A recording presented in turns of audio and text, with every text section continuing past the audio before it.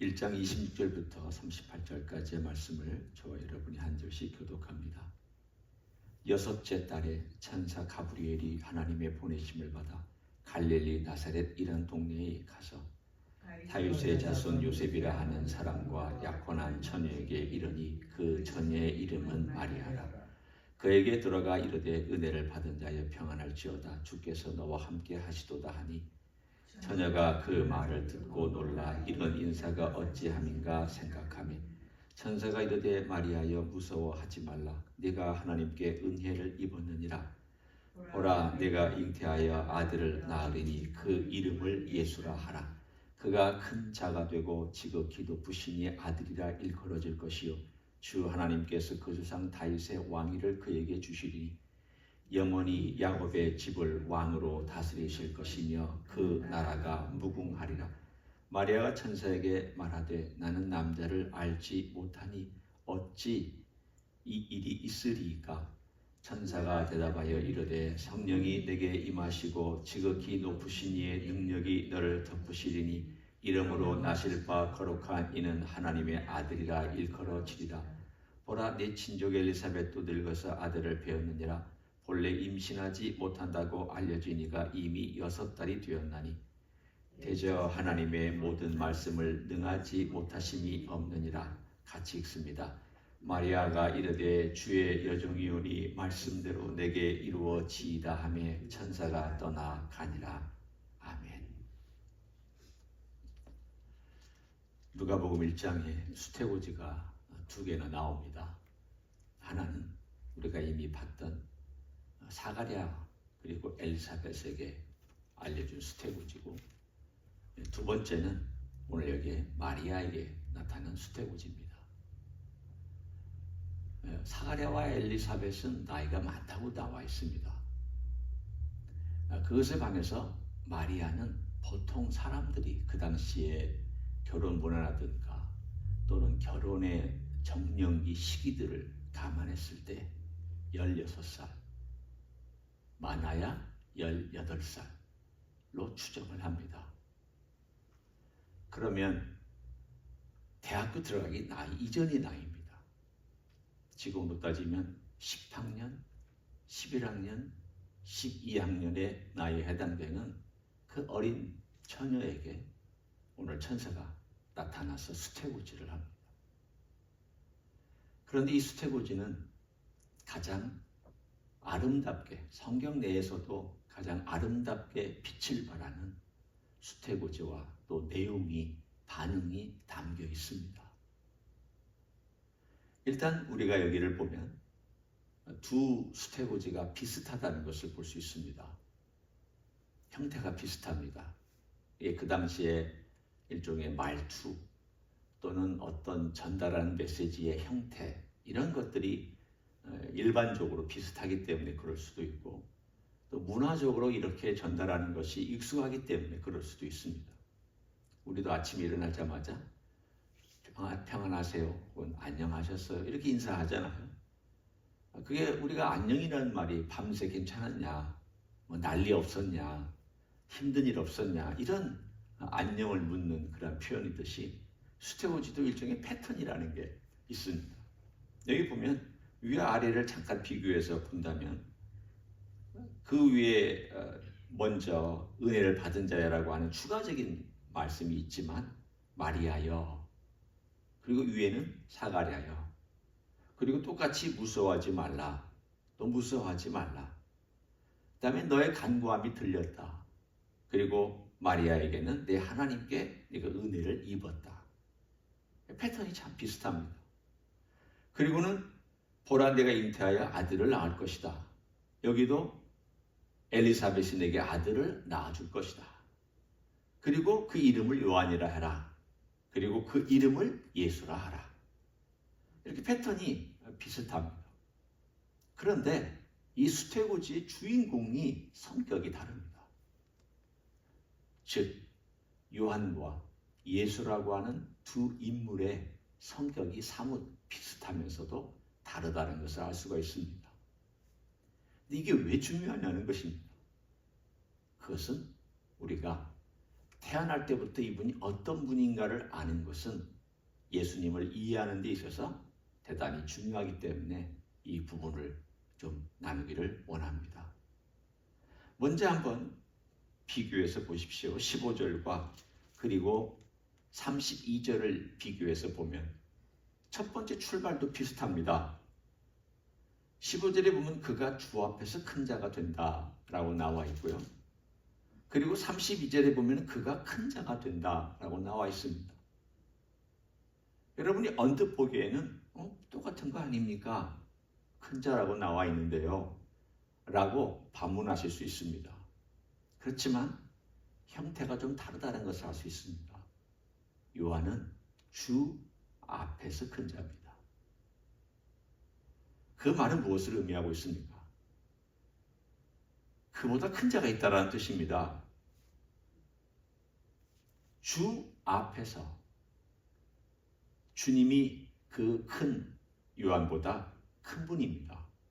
주 앞에서 큰 자라고 하는 것은 그가 주님 앞에서 시기적인 것도 있을 수도 있고 권위의 문제도 있을 수도 있고 또는 등등등의 많은 것들이 이 주 앞에서라는 단어에 포함되어 있는, 그래서 다르다는 뜻입니다.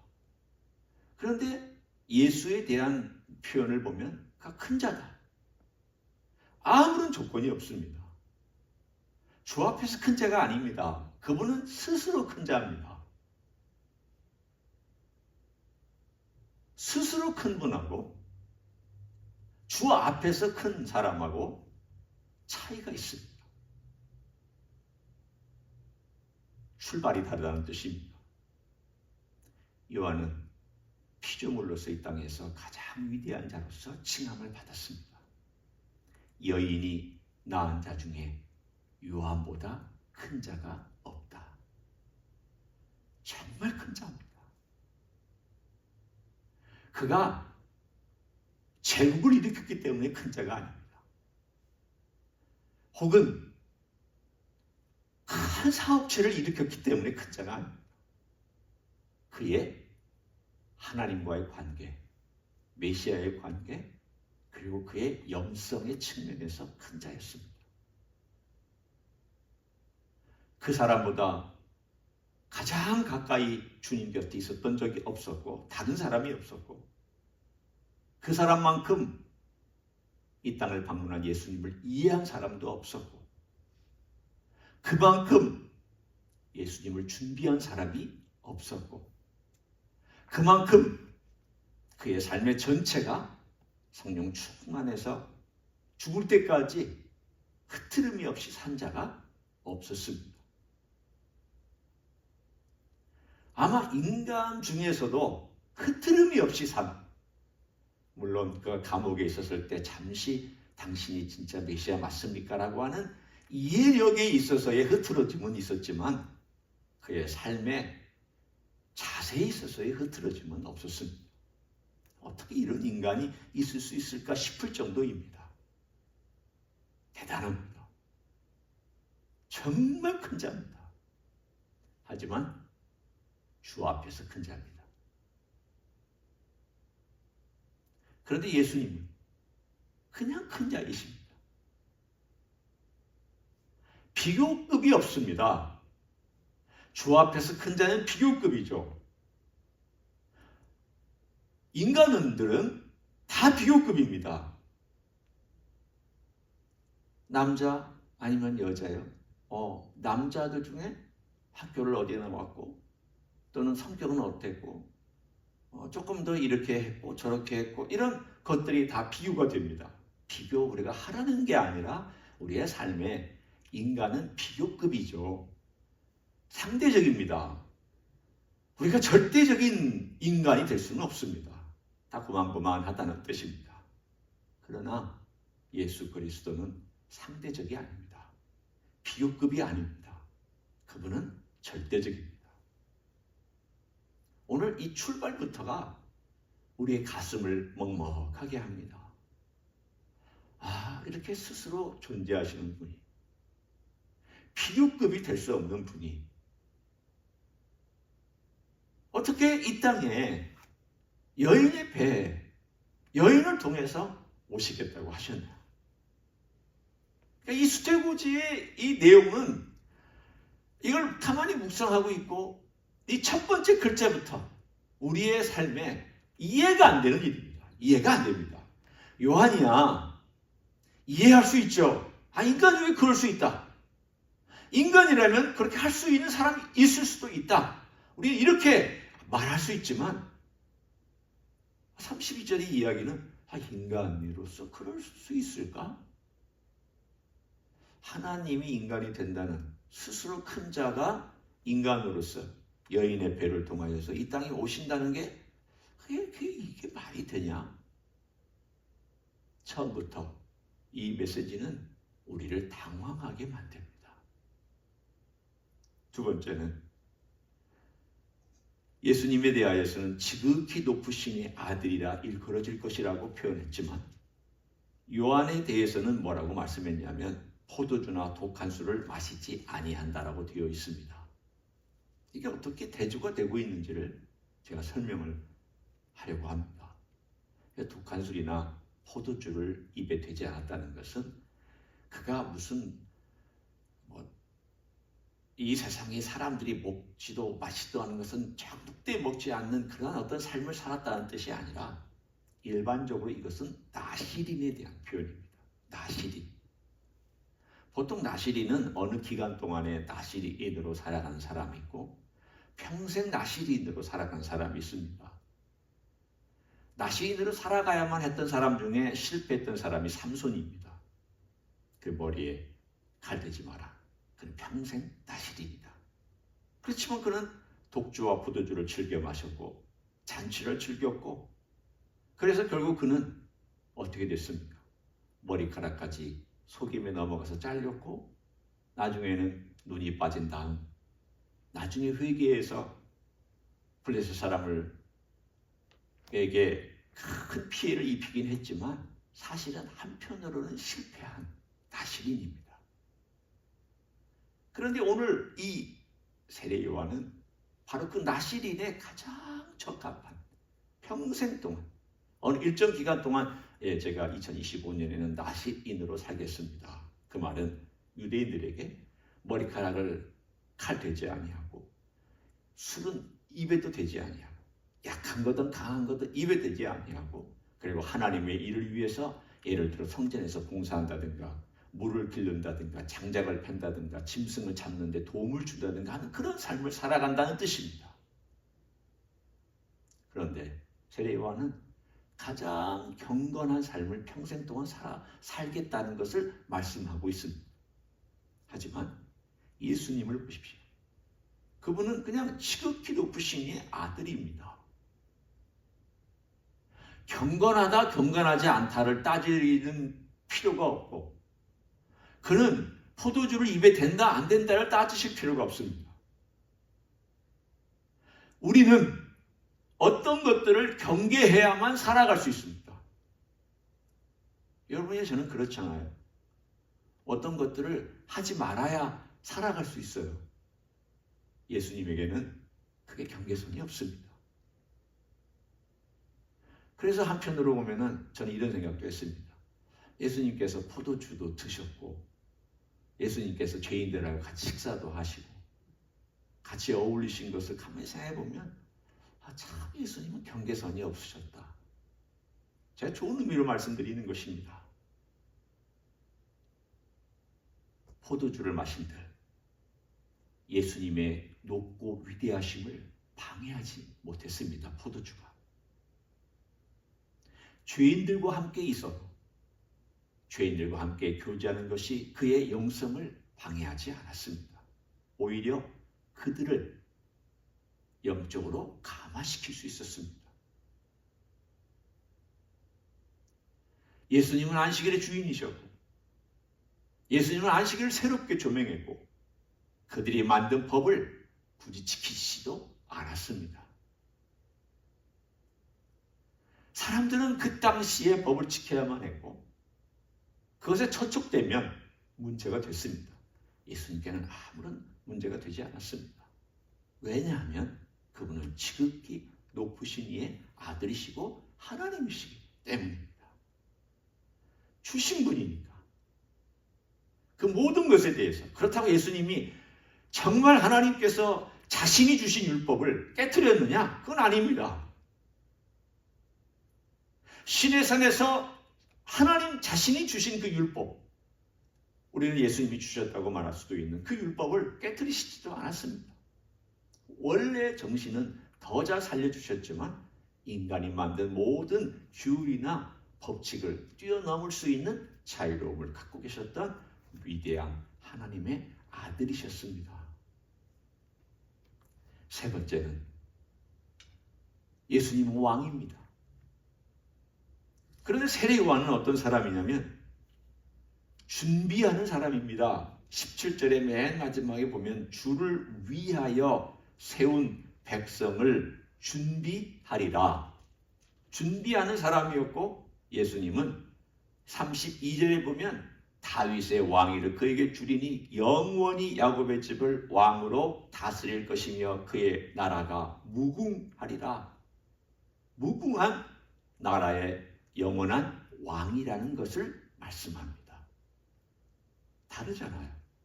똑같이 세 개의 묘사가 나옵니다.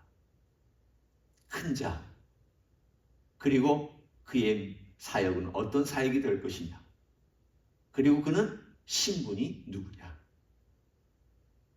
그런데 예수 그리스도 이 세 마디의 표현 속에는 복음의 내용이 다 들어있습니다. 왜 복음의 내용이 들어있냐면, 아니 큰 분이 이 땅에 인간으로 오셨다는 것 자체가 예상을 벗어나는 것이고 범상하지 않습니다. 만일 그냥 도와줄 것 같으면 인간의 육체를 비슷하게 하고 나타나시면 됩니다. 아브라함에게 나타나셨듯이 나타나시면 됩니다. 하나님께서 천사 둘을 데리고 아브라함 앞에 나타나셨습니다. 그리고 식탁에 앉으셨습니다. 그리고 아브라함이 준비한 어린 양의 고기와 떡과 엉긴 우유를 드셨습니다. 육체를 입기 전에도 하나님은 음식을 드실 수 있었습니다. 그렇게 나타나면 되잖아요. 뭐가 문제입니까? 그렇게 나타나셔서 인간들에게 말씀해 주시고, 그렇게 인간들하고 같이 식사하고, 그렇게 인간들하고 같이 우유 마시고 포도주 마시고, 그렇게 인간들하고 어울리면서 그렇게 사셔도 인간으로 오셨네? 우리가 같이 먹고 마실 수 계시네? 그렇게 하실 수도 있었잖아요. 왜 그렇게 안 하셨습니까? 인간이 겪는 모든 것을 친히 겪기 위해서. 아브라함에게 하나님으로 오셨던 그 하나님, 성자 하나님이라고 저는 믿고 있는데, 그 하나님은 엄마 뱃속에 들어간 적이 없습니다.